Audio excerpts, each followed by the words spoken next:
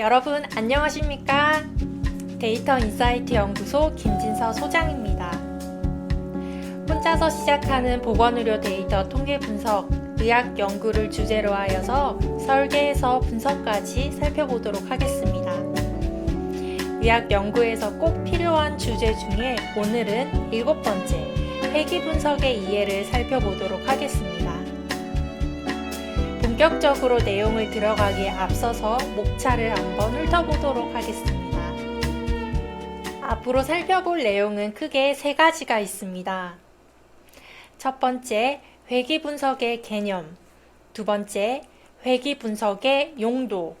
세 번째, 회귀 분석의 종류까지 살펴보도록 하겠습니다. 첫 번째, 회귀 분석의 개념을 살펴보도록 하겠습니다.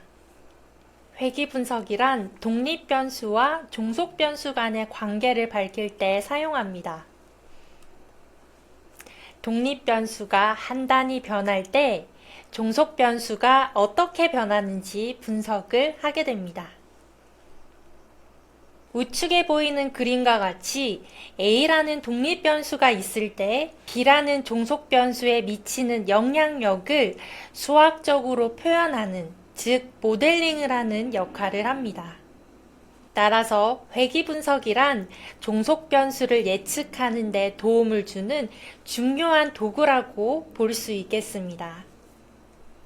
이때 회귀 분석은 단순히 변수 간의 관계를 분석하는 것을 넘어서 결과를 예측하고 이를 바탕으로 실질적인 의사결정을 지원하는 역할을 할 수 있겠습니다. 여기서 참고로 6번째 시간 상관 분석에서 배웠던 내용을 참고 삼아 설명을 드리겠습니다. 상관 분석과 회귀 분석은 유사하면서도 다른 특징이 있습니다. 상관 분석은 독립변수와 종속변수가 모두 연속형 척도를 가질 때 사용할 수 있는 분석 방법이고요. 또한 상관 분석은 변수에 대한 연관성을 볼 때 사용합니다. 회귀 분석은 독립변수와 종속변수 간의 관계를 밝힐 때 사용한다는 점에서 차이가 있겠습니다. 두 번째로는 회귀 분석의 용도를 살펴보겠습니다. 회귀 분석의 용도는 독립변수, 즉 설명변수와 종속변수, 즉 결과변수의 관계에 따라 구분을 할 수가 있겠습니다. 첫 번째는 독립변수가 종속변수에 미치는 영향력을 분석할 때 사용할 수 있습니다. 좌측에 있는 흡연 여부를 독립변수로 보고 우측에 있는 고혈압 여부를 종속변수로 보았을 때 흡연이 고혈압 발생에 영향을 미치는가 라는 주제를 가지고 연구를 수행할 때 회귀 분석을 사용할 수 있겠습니다.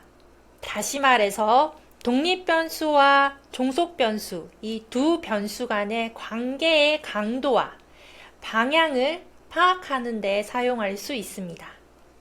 앞서 말씀드린 예시와 같이 흡연자가 비흡연자에 비해 고혈압 발생 가능성이 얼마나 더 높은지 또는 낮은지 파악할 수 있겠습니다. 이 첫 번째 사례는 두 변수 간의 관계를 설명하기 위한 용도이고요. 연구 결과를 통해서 일반적인 패턴이나 원인을 이해하는 데 중점으로 둡니다. 또한 회귀 분석의 결과를 해석하여서 의학적인 의의를 제시하는 연구에 활용되고 있습니다. 두 번째로는 독립변수에 따른 종속변수의 변화를 예측하는 용도로 사용할 수 있습니다. 좌측에 있는 흡연기간을 독립변수로 보고 우측에 있는 고혈압 여부를 종속변수로 보았을 때 흡연기간으로 고혈압 여부를 예측할 수 있는가 라는 주제를 가지고 회귀 분석을 사용할 수 있습니다. 종속변수의 값을 예측하는 모델을 구축할 때 분석을 사용할 수 있습니다. 앞서 말씀드렸던 사례와 같이 이 흡연 기간이라는 독립 변수로 고혈압 여부라는 이 종속 변수를 얼마나 정확하게 예측할 수 있는지 파악하는 연구를 수행할 수 있겠습니다. 이때 두 번째 사례는 종속 변수의 값을 예측하는 모델을 구축하는 것이 목적이기 때문에 트레인 데이터로 학습된 회귀 모델을 사용하여서 새로운 데이터에 대한 종속 변수의 값을 예측하는 데 초점이 맞춰져 있습니다. 여기서 말씀드린 예측 모델이라고 하는 것은 위에 보이시는 그림과 같이 트레이닝 셋 학습 단계와 테스트 셋 예측 단계로 구분이 됩니다. 학습 단계에서는 새로운 데이터에서 종속 변수의 값을 정확하게 예측할 수 있도록 이 트레이닝 셋 학습용 데이터에서 규칙을 찾습니다. 그런 다음에 예측 단계에서는 새로운 데이터에서도 이 학습된 모델이 잘 작동되는지 모델의 성능을 평가하게 됩니다. 두 번째 소개해드렸던 회귀 분석의 용도에서는 예측 모델을 통해서 임상적인 의사 결정을 지원하는 데 활용할 수 있습니다. 마지막으로 세 번째, 회귀 분석의 종류입니다. 자료의 형태와 구조에 따라서 분류를 할 수 있겠고요. 첫 번째는 종속 변수의 척도입니다. 종속 변수가 흡연 기간과 같은 연속형 변수일 때는 선형회귀 분석을 사용해야 합니다. 두 번째로 흡연 여부와 같은 이분형 변수가 종속 변수일 때는 로지스틱 회귀 분석을 사용해야 합니다. 두 번째, 독립 변수의 개수에 따라 회귀 분석의 종류를 또 구분해 볼 수가 있겠는데요. 종속 변수가 연속형이면서 독립 변수의 개수가 한 개일 때는 단순 선형회귀 분석을 사용합니다. 그리고 동일하게 종속 변수는 흡연 기간과 같은 연속형 변수이면서 독립 변수의 개수가 2개 이상일 때는 다중 선형회귀 분석을 사용합니다. 또한 종속 변수가 흡연 여부와 같은 이분형 변수이면서 독립 변수의 개수가 한 개일 때는 단순 로지스틱 회귀 분석을 사용합니다. 마지막으로 종속 변수가 이분형이면서 독립 변수가 2개 이상일 때는 다중 로지스틱 회귀 분석을 사용하게 됩니다.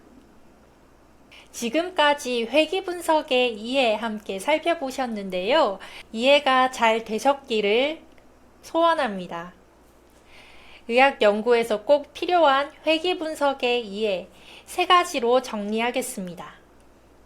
첫 번째, 회귀 분석의 개념입니다. 회귀 분석이란 변수 간의 관계 분석으로 실질적인 의사결정을 지원하는 역할을 한다라고 소개해드렸습니다. 두 번째로는 회귀 분석의 용도를 살펴보았습니다. 독립 변수가 종속 변수에 미치는 영향력을 분석할 때 회귀 분석을 사용할 수가 있었고요. 또한 독립 변수가 종속 변수의 변화를 예측하고자 하는 경우에도 회귀 분석을 사용한다라고 소개해드렸습니다. 마지막으로 회귀 분석의 종류입니다. 종속 변수가 연속형 변수일 때는 선형 회귀 분석을 사용하고요. 종속 변수가 이분형 변수일 때는 로지스틱 회귀 분석을 사용한다라고 정리해드렸습니다. 또한 독립 변수의 개수에 따라서 회귀 분석의 종류를 구분할 수가 있었는데요.